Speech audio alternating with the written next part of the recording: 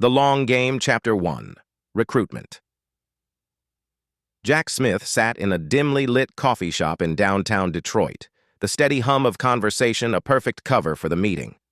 Across from him sat Malik Johnson, a young man with a fervent gleam in his eye that spoke of his readiness for action. "Malik," Jack began, his voice low and steady, "there's a war out there that needs warriors. Brave souls willing to fight for justice and peace in places that most people can't even find on a map." Malik nodded, his hands clasped tightly around his coffee cup. "I want to make a difference, Mr. Smith. I want to stand up for what's right." "That's exactly why I came to you," Jack said, leaning forward. "You see, there are conflicts in Ukraine, Gaza, and Syria, places crying out for men of courage, men like you. And what's the role of the FBI or the CIA in these conflicts?" Malik asked, suspicion threading his tone. Jack's smile was thin and mirthless. "Let's just say we're interested in stabilizing regions. We support those who can influence outcomes favorably." Chapter 2. The Training. 2 months later, Malik found himself in a sprawling, secluded camp in rural Virginia, where the sounds of gunshots became his new normal. The camp was filled with men and women of all ages and races, each driven by their own reasons to join this covert cause. A man named Yusuf, a seasoned operative, took Malik under his wing. "This isn't just about learning to shoot," Yusuf explained one morning while they assembled rifles. "It's about understanding the geopolitics that maneuver these wars like chess pieces." Malik absorbed every word, every lesson, feeling his old life slip further away. Chapter 3.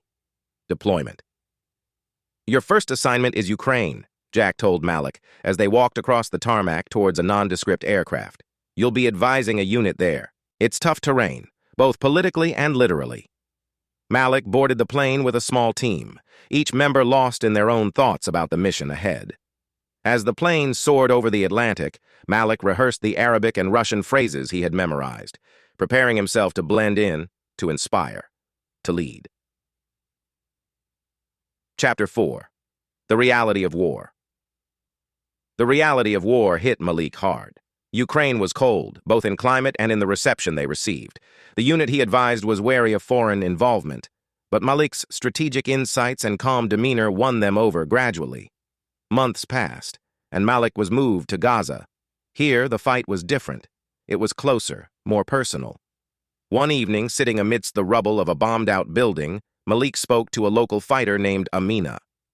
"Why are you here, really?" Amina asked, her gaze piercing. "For peace," Malik said, but even to his own ears it sounded hollow. "We make our own peace," Amina replied softly. "You are just a pawn in their game." Chapter 5. The Turning Point. Malik's final assignment took him to Paris, where tensions were simmering among immigrant communities.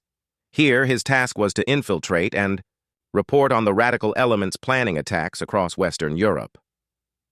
One night, in a cramped apartment listening to plans for a strike on a major landmark, Malik's perspective shifted. These were not the warriors of justice he had imagined. They were disillusioned youths, manipulated and angry just as he had been. He contacted Jack. "I'm done," Malik said, the weight of his disillusionment heavy in his voice. "You don't get to be done, Malik." Jack's voice was icy. "You knew the job." Chapter 6. Homecoming. Malik returned to the U.S. a changed man. He couldn't unsee the exploitation, the suffering, and the endless cycle of violence that he had been a part of. In a final meeting, Jack greeted him with a cold nod. "You did well," he said, offering Malik a new assignment. "No." Malik stood firm. "I'm out. I'm going to speak out." Jack's laugh was derisive. "Think carefully about that. Heroes are often just martyrs without a cause." Malik left the office with his head held high, knowing the real fight for justice was just beginning, for truth, for transparency, and for a peace that was truly his own to forge.